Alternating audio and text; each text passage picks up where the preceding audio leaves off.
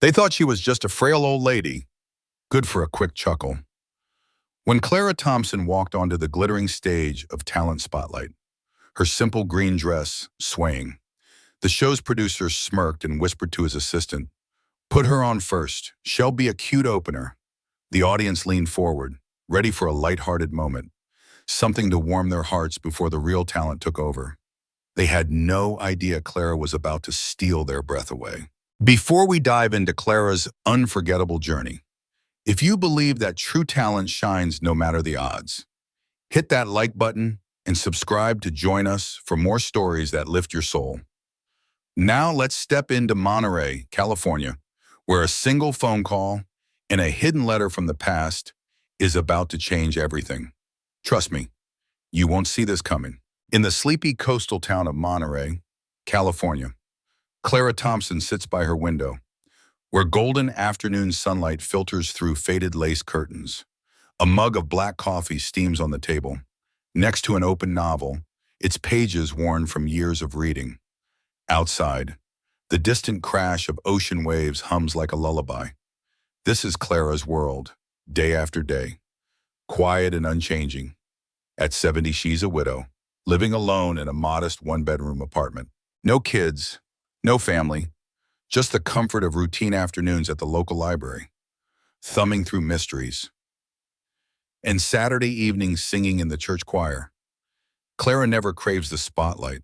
Her voice, soft, soulful, with a warmth that lingers, only slips out in private moments, when she's sure no one's listening. But there's one thing that always stirs her heart.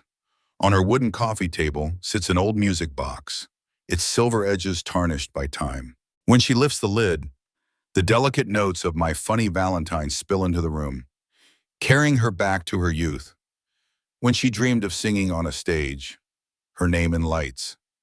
That dream feels like a stranger now, buried under decades of ordinary days. One morning, the phone rings, sharp and sudden. Clara picks it up, her voice gentle. "Hello? Who's this?" "Clara, it's June from church." June's voice bubbles with excitement. "Have you heard Talent Spotlight? The biggest show on TV is holding auditions at the convention center next week." Clara chuckles, brushing a strand of silver hair from her face. "June, that's not for me. I'm too old for those things." "Old? Clara, I've heard you sing in choir. Your voice stops people in their tracks. Come on, just try, for once." Clara starts to protest, but her hand grazes the music box. She hesitates, then lifts the lid. The familiar melody fills the air, slow and haunting. Her heart catches. How long has it been since she let herself dream, since she dared to want more? She looks out the window, at the endless ocean, and feels a spark, faint, but stubborn, flicker deep inside. What if, just maybe, this is her chance? That night, Clara stands before her bathroom mirror, the dim light casting shadows across her silver hair. She hums softly, then lets her voice grow, filling the small space with the opening lines of My Funny Valentine. Her voice trembles at first, but it steadies, warm and deep, like a river finding its course. For a moment, she's not a 70-year-old widow in a quiet apartment. She's 22 again, standing on a college stage, her heart pounding with dreams of stardom. But then, a colder memory creeps in. Her music professor, Harold Grayson, his voice sharp as glass. "Clara, you've a hot technique, but no fire. You never make anyone remember you." Those words cut her deep, slicing her dreams to pieces. She quit music that year, traded her microphone for a typewriter, and faded into a life of routine, of silence. What Clara doesn't know is that her friend June, from the church choir, has done something reckless. Months ago, during Easter service, when the lead soloist fell ill, Clara stepped up, singing Amazing Grace with a voice that hushed the congregation. June, eyes shining, recorded it on her phone, just 30 seconds, but every note raw, soul-stirring. Without telling Clara, she sent that clip to Talent Spotlight, and now it's about to turn Clara's world upside down. 3 days later, the phone rings again. Clara answers, her hands still dusted with flour from baking. Hello, Mrs. Thompson. This is Ethan Cole from Talent Spotlight. A smooth, confident voice says, we saw a video of you singing at church. That voice, it's something special. We'd love for you to perform on our show in Los Angeles next week. Clara freezes, the phone heavy in her hand. I didn't send any video. Someone sent it for you, Ethan says, his tone warm but practiced. Just one song, Mrs. Thompson. Well, cover travel, hotel, everything. This is a once-in-a-lifetime shot.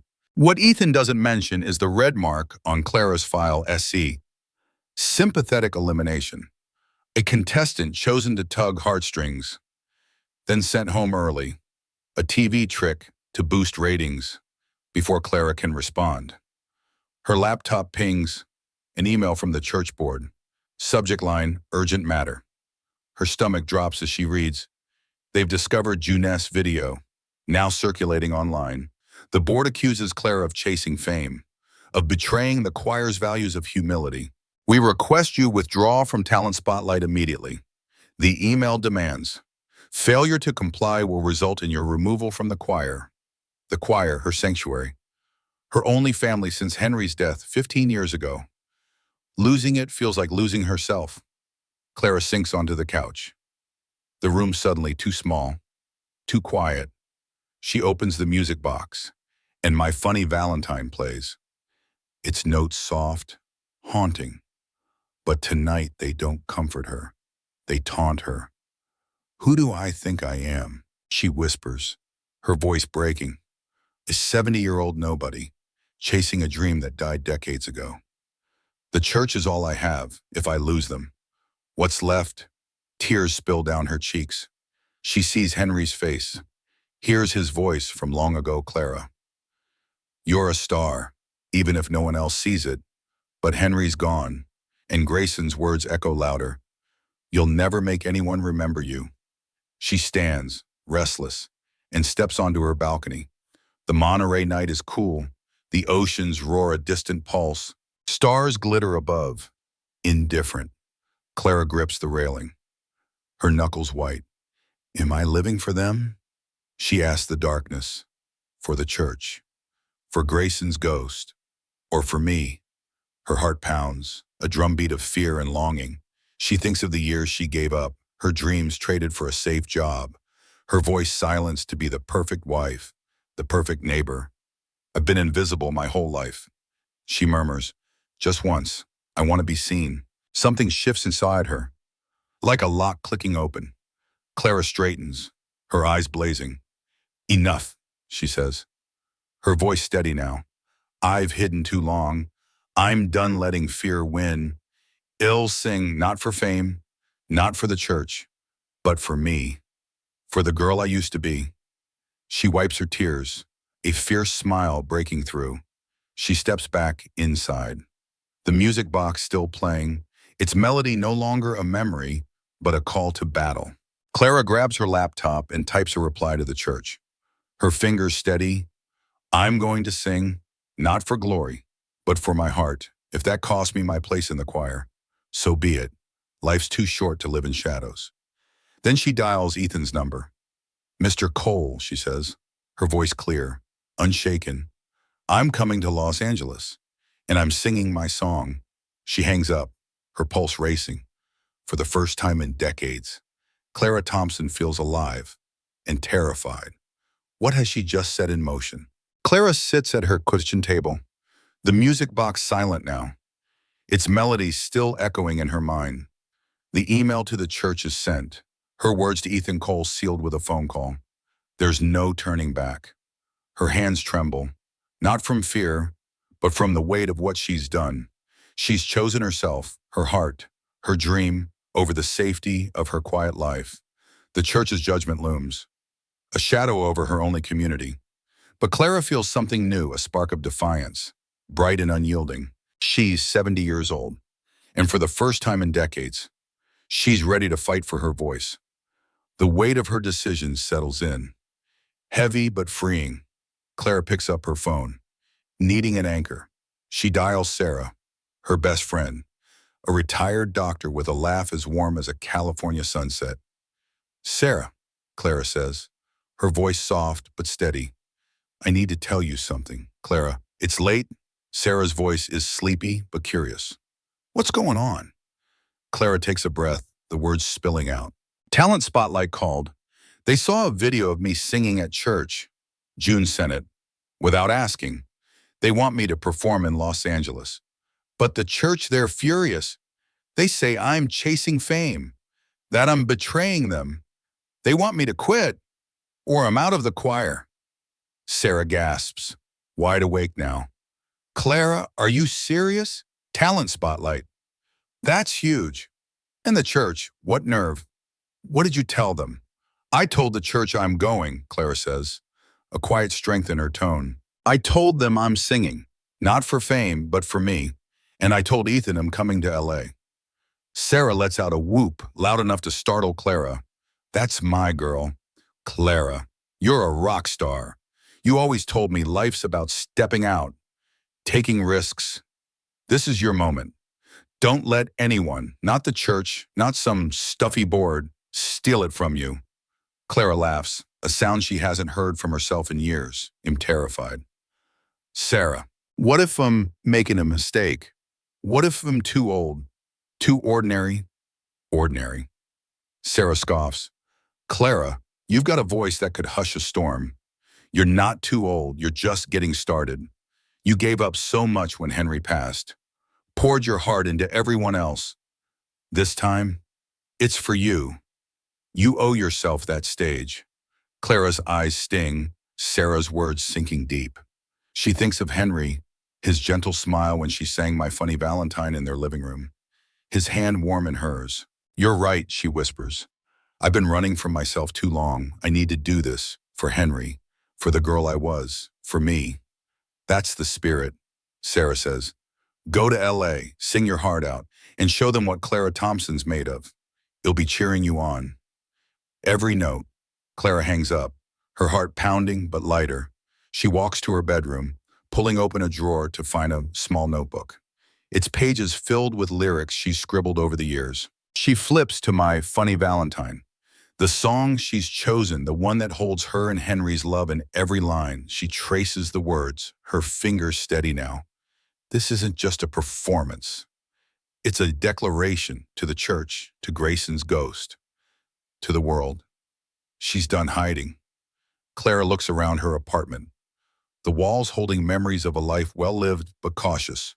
A faded wedding photo of her and Henry hangs above the fireplace, his eyes bright with pride. A dusty college diploma, tucked in a frame, reminds her of the dreams she once chased. Every corner whispers of sacrifices, years spent pleasing others, keeping her voice small. No more. She says aloud, her voice firm, this is my time. She pulls out her favorite green dress from the closet, simple but elegant, the one Henry always loved. She lays it across the bed, alongside the music box and her notebook. Tomorrow, shell pack for Los Angeles, a city that feels like another world. Her stomach twists at the thought, the crowds, the cameras, the judgment, but beneath the fear. There's a fire, growing stronger. Clara closes her eyes, humming My Funny Valentine, and for the first time, she believes she might just shine. What awaits her under those blazing lights?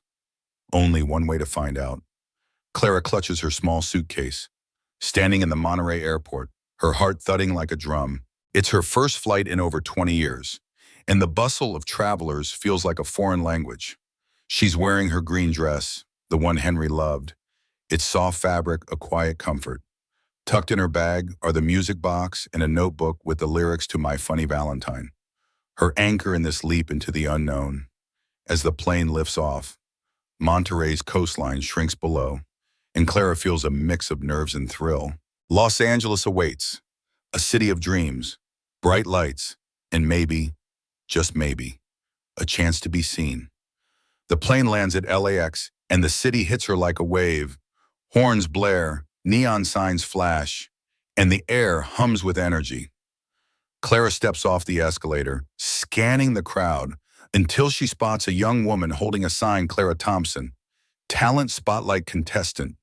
The woman, barely 25 with a sleek ponytail and a phone glued to her hand, glances up. Mrs. Thompson, I'm Mia, your assistant. Let's get you to the hotel. Mia's smile is quick, professional, and Clara wonders if she looks as out of place as she feels. The drive to the studio district is a blur of palm trees, billboards, and glass towers. Clara stares out the window, her fingers tracing the music box in her lap. First time in LA, Mia asks, eyes on her phone. First time in a long time. Clara says softly, it's a lot. Mia chuckles, not unkindly. You'll get used to it. The studio's wild, but you'll be fine. Clara nods, but doubt creeps in. Fine, in a world of glitz and youth, where she's just a 70-year-old from Monterey. The Talent Spotlight Recording Center is a gleaming maze. Long hallways buzz with activity, young singers warming up, dancers stretching in corners, assistants darting with clipboards. Clara follows Mia, her suitcase wheels squeaking, feeling like a sparrow in a storm. Faces turn as she passes, some curious, others dismissive. A group of 20-somethings in sequined outfits whisper and giggle, their eyes flicking to her green dress.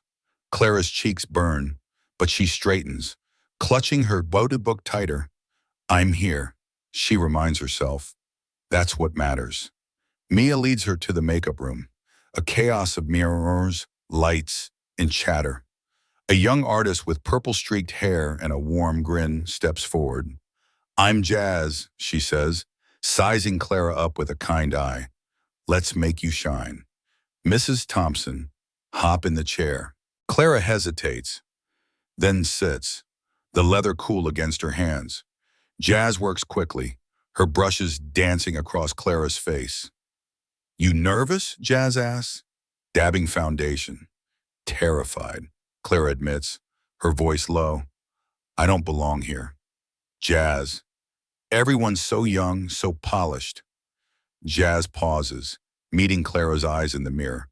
Belong. Sweetie, you're here because someone heard your voice and believed in it. That's all you need. Forget the glitter. You've got something real. She tilts her head, brushing bronzer across Clara's cheeks. Besides, that dress, timeless. You're gonna turn heads. Clara laughs, a small, surprise sound. You're kind to say that. I'm honest, Jazz says, winking. Now let's give you a look that says, I'm Clara Thompson, and I'm here to stay. Minutes later, Clara stares at her reflection, barely recognizing herself. Her silver hair is styled in soft waves, her eyes brightened with a touch of brown shadow, her lips a gentle pink. She looks, not younger, but radiant, like the woman she's always been inside. Jazz, she says, her voice catching. I feel like me, the real me. That's the magic, Jazz says, squeezing her shoulder. Go out there and own it. Clara steps out of the makeup room, her suitcase at her side, the lyrics in her hand. The hallway feels less daunting now, the whispers less sharp. She's still a stranger in this world of flash and fame, but Jazz's words echo in her mind. You've got something real. She thinks of Henry, of the music box, of the church she might lose. Her heart races, but her steps are firm. Los Angeles is a new frontier, and Clara's ready to face it. Cameras, crowds, and all. But what challenges lie ahead in the chaotic heart of Talent Spotlight? She's about to find out. Clara sits in the Talent Spotlight waiting area, her suitcase neatly parked beside her, the notebook of lyrics open on her lap.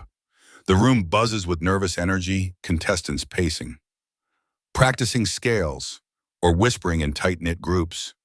The air smells of hairspray and coffee, the fluorescent lights harsh against her eyes. Clara's fingers trace the words of My Funny Valentine, each line a tether to Henry, to her courage. She feels the weight of Los Angeles, this glittering, chaotic world where she's a stranger.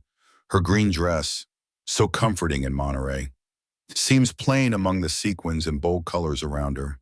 Doubt nibbles at her edges. Can I do this? She murmurs, her voice lost in the chatter. A young woman flops into the chair beside her neon green hair catching the light, a silver nose ring glinting. She's maybe 20 with a leather jacket and a restless energy. You're the church singer, right? She says, her voice blunt but curious. I'm Riley. Saw your video online. That amazing grace. Dang, it gave me chills. Clara blinks, surprise. Thank you, Riley. I didn't know it was out there. I'm Clara, by the way. Riley grins, kicking her boots up on a nearby table. Clara. Huh, you stick out here, and I mean that in a good way. This place is all flash, but you've got something else. Something real. Clara's cheeks warm, her grip on the notebook softening. I don't feel real right now. I feel lost. Everyone's so young, so sure of themselves. And me, I'm just an old lady from a small town. Riley snorts, leaning closer. Lost? Nah, you're brave. I worked backstage for a show like this last year. They always pick someone like you, an older contestant. I mean for the heartwarming moment. They call it the sympathy act. Gets the audience teary. Boosts ratings. Then they send you home. She pauses, her eyes sharp. But that video, your voice, they might have picked the wrong lady to underestimate. Clara's breath catches. Riley's words a mix of warning and spark. A sympathy act, she says, her voice quiet but steady. Is that what they think I am? Doesn't matter what they think, Riley says, pointing at Clara's notebook. What's that song you're holding on to? It's My Funny Valentine, Clara says, her fingers brushing the page. It was my husband's favorite, so Henry, he used to ask me to sing it. Back when we'd dance in our living room, it's my heart. This song. Riley nods, her tough exterior softening. That's your weapon. Then sing it like you're singing to him, to yourself. Make them feel what you feel. They won't know what hit them. She leans back, smirking. Trust me. Clara, you've got a fire they're not ready for. Clara smiles, Riley's confidence infectious. For the first time since landing in LA, she feels a flicker of belonging, a sense that she's not entirely alone. Thank you. Riley, she says, I needed that. Anytime. Church lady, Riley says, winking as she stands. Go slay that stage. But before Clara can savor the moment, a shadow falls over her. Ethan Cole, the producer, strides up, his tailored suit crisp, his smile too perfect for comfort. Mrs. Thompson, he says, his voice smooth as a radio ad. A word. He gestures to a quiet corner, and Clara follows, her stomach tightening. Clara, we're thrilled you're here, Ethan begins, his eyes scanning her like she's a prop in his show. But we've been thinking about your song choice. My Funny Valentine, it's beautiful, but it's niche, a bit heavy for our audience. We'd love for you to sing something brighter, more universal. Say, Somewhere Over the Rainbow? It's a crowd pleaser, perfect for your vibe. Clara's heart stutters, her fingers tightening around her notebook. My Funny Valentine is my song, she says, her voice firm but polite. It's what I came to sing. It means something to me. Ethan's smile doesn't waver, but his eyes harden. I get it. Clara, I do. But this is TV. We need to think about the audience, the ratings. A wrong song choice could end your run before it starts. You sure you want to take that risk? The words hit like a cold wind, stirring memories of Grayson's verdict. You'll never make anyone remember you. Clara feels the room shrink, the weight of Ethan's gaze, the distant chatter of younger contestants. She thinks of the church's email, Riley's warning, Henry's belief in her. I'm sure, she says, her voice rising, clear as a bell. This song is who I am. I'm singing it, Mr. Cole, or I'm not singing at all. Ethan raises an eyebrow, caught off guard. Bold choice, he says, his tone clipped. Let's hope it pays off. He walks away, leaving Clara standing alone, her heart pounding but her resolve unbroken. She looks down at her notebook, the lyrics a promise to herself. To Henry, the stage is waiting, and so are the judges, the audience, the cameras. Can Clara prove Ethan wrong? Or is she walking into a trap? One thing's certain, she's not backing down now. The talent, spotlighted studio pulses with anticipation. Its stage a sea of light and shadow. Clara stands backstage, her green dress catching the glow of a nearby monitor. Her hands clutch the notebook. My Funny Valentine's lyrics worn from her touch.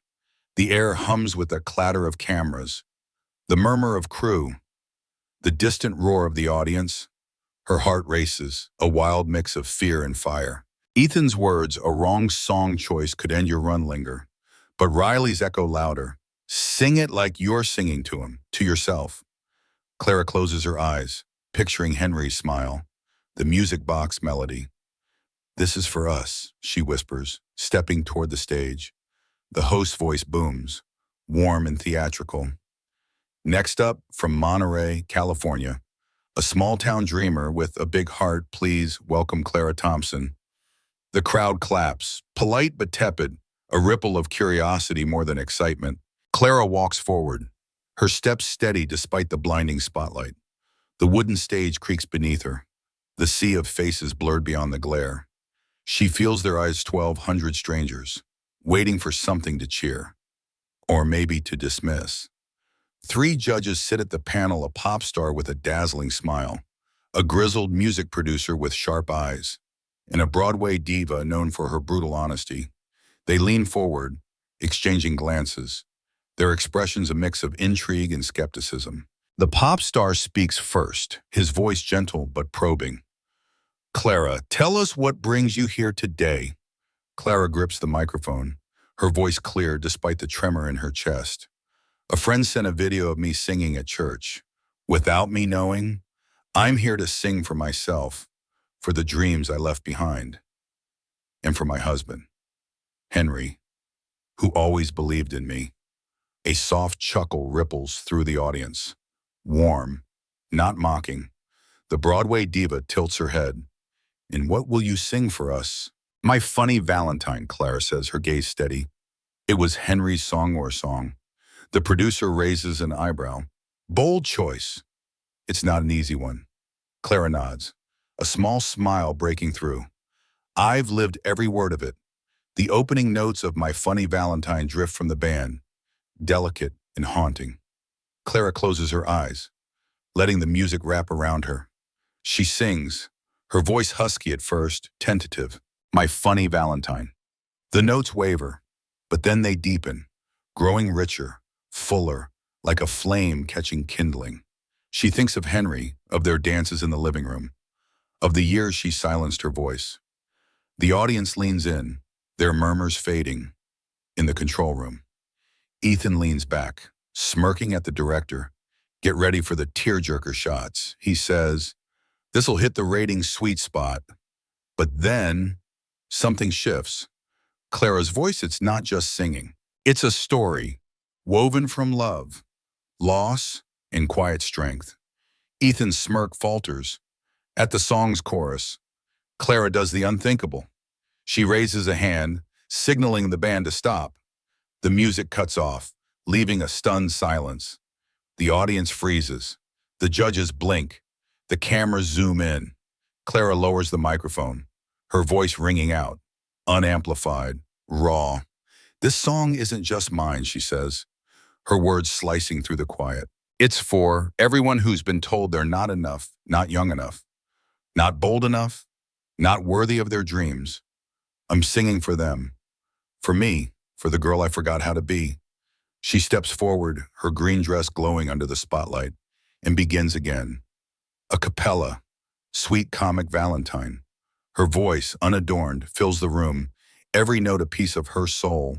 It's not perfect, but it's true-achingly, breathtakingly true. A woman in the third row wipes her eyes. An older man grips his partner's hand, his jaw tight. A teenage girl stares, wide-eyed, as if seeing something holy. Backstage, Riley watches from the wings, her arms crossed, a grin spreading. She's not just singing, she whispers. She's rewriting her whole damn life. Clara reaches the final lines, her voice soaring, unshaken. Stay, little Valentine. Stay. She spreads her arms as if embracing Henry, her younger self, the audience itself. The last note hangs, pure and piercing. Silence follows 1 second, 2, 3. Then a single clap breaks the spell. Another joins, then a wave, a roar. The audience surges to their feet, applause thundering, whistles piercing the air. The judges stand, their faces a mix of awe and emotion. The Broadway diva, tears streaking her makeup, claps fiercely. The pop star shakes his head, stunned, incredible. He mutters. The producer just stares, speechless. Clara stands still, the spotlight warm on her face, her eyes glistening but calm. She doesn't smile, doesn't bow. She simply is Clara Thompson. Seen at last, in the control room. Ethan slumps, his clipboard forgotten. What just happened? He says, his voice hoarse. The director grins. She happened. Clara walks off stage, her heart full, her notebook tucked under her arm. The applause follows her, a tide of sound. She's done what she came to do, sung her truth, claimed her voice. But as she steps into the wings, a figure waits, holding something that will shake her world again. What is in that stranger's hands? And how will it change everything Clara thought she knew? The stage is set for a revelation she never saw coming. Clara steps off the talent spotlight stage, the roar of applause still ringing in her ears. Her green dress glows faintly under the backstage lights, her notebook clutched tight. The lyrics of My Funny Valentine now a part of her. Her chest rises and falls, her heart full of live in a way she hasn't felt in decades. She's done it, sung her truth, turned a room of strangers into believers. The weight of Ethan's doubts, the church's judgment, Grayson's old verdict, it's all faded, drowned out by the thunder of that standing ovation. For the first time, Clara feels seen, not as a small-town widow, but as herself, whole and unbroken. She moves through the wings, her steps light despite the ache in her legs. Riley's there, leaning against a wall, her neon green hair catching the dim light. Told you, church lady, she says, grinning wide. You burned that stage down. They're going to be talking about you for years. Clara laughs, a soft, surprised sound. But before she can reply, a figure steps forward from the shadows, a woman. Older, with gray curls and a nervous smile, clutching an envelope yellowed with age, Clara. The woman says, her voice trembling, familiar in a way that tugs at Clara's memory, it's Emma Larson, from college. Do you remember me? Clara's breath catches, her mind racing back 50 years. Emma, her roommate at Berkeley, the one who sat with her after Grayson's crushing critique, who held her hand when she decided to quit music. They'd lost touch after graduation, their lives diverging. Emma, Clara says, her voice warm but stunned. What are you doing here? Emma's eyes glisten, her hands shaking as she holds out the envelope. I saw you on the live broadcast tonight. You had to come. I've been keeping this for you all these years. Henry asked me to. She pauses, her voice breaking. He said you'd need it one day.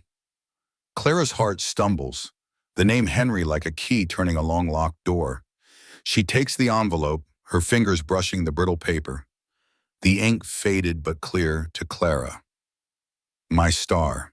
Her hands tremble as she opens it, pulling out a single sheet. Henry's handwriting unmistakable despite the decades. She reads, her voice a whisper, barely audible. Clara, my love, if you're reading this, you've found your wet back at your voice. I knew you would. Grayson was wrong. Don't let his words chain you.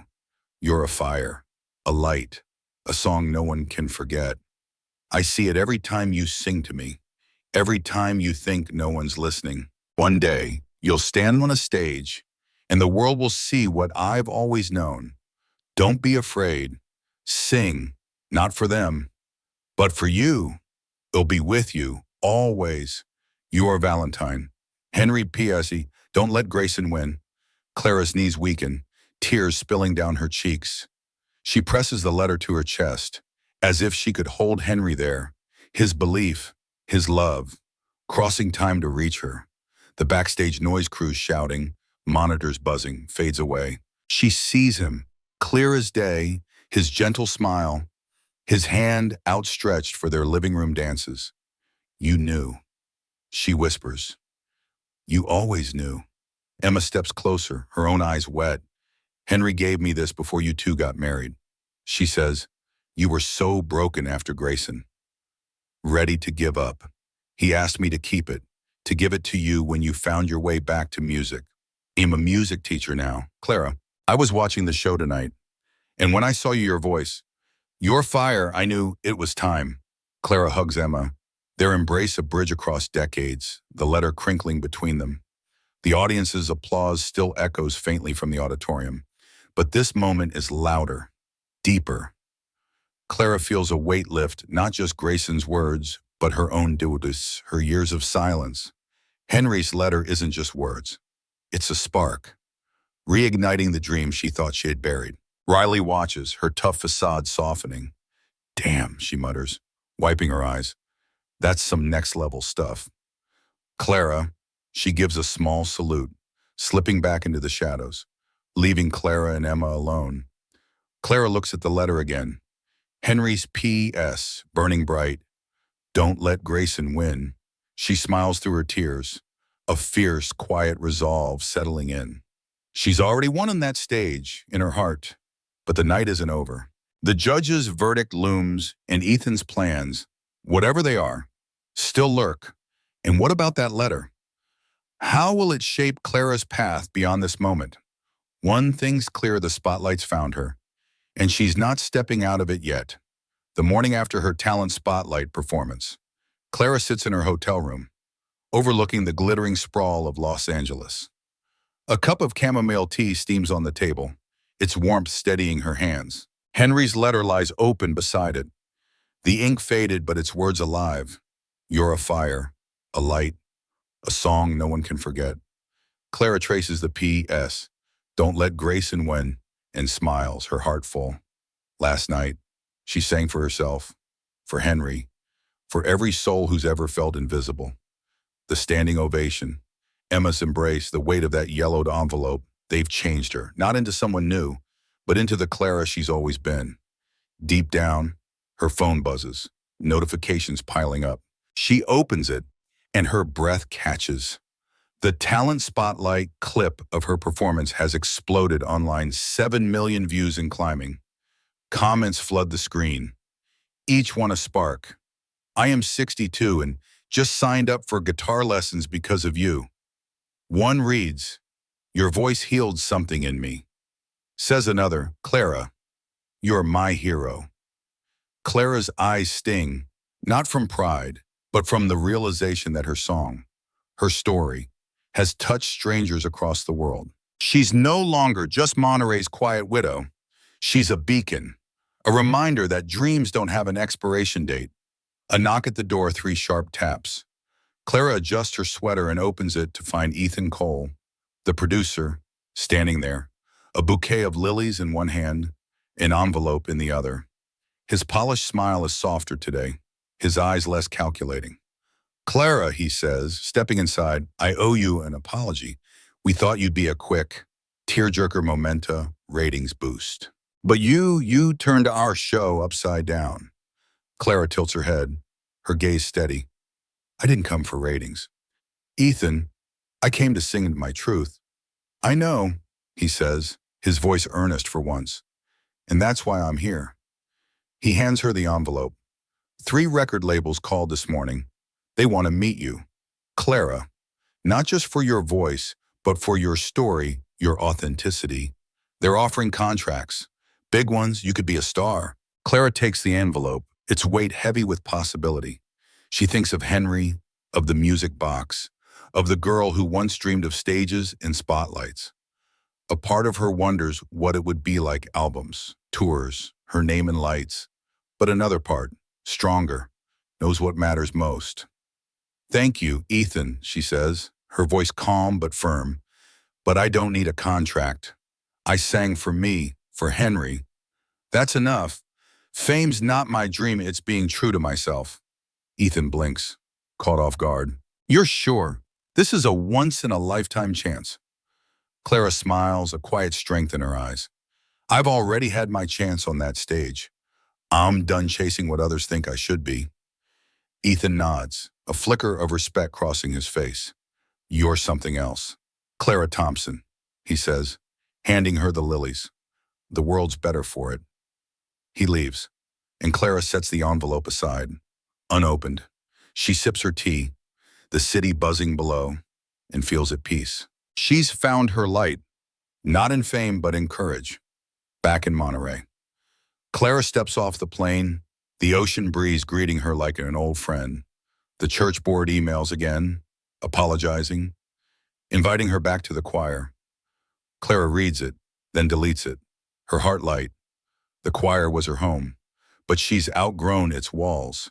Instead, she walks to the community center, a plan forming. She rents a small room, sets up a sign, free singing classes, all ages welcome.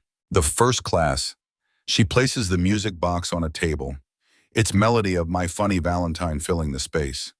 Kids, retirees, single moms, they come, hesitant at first, then eager, their voices blending in a chorus of hope.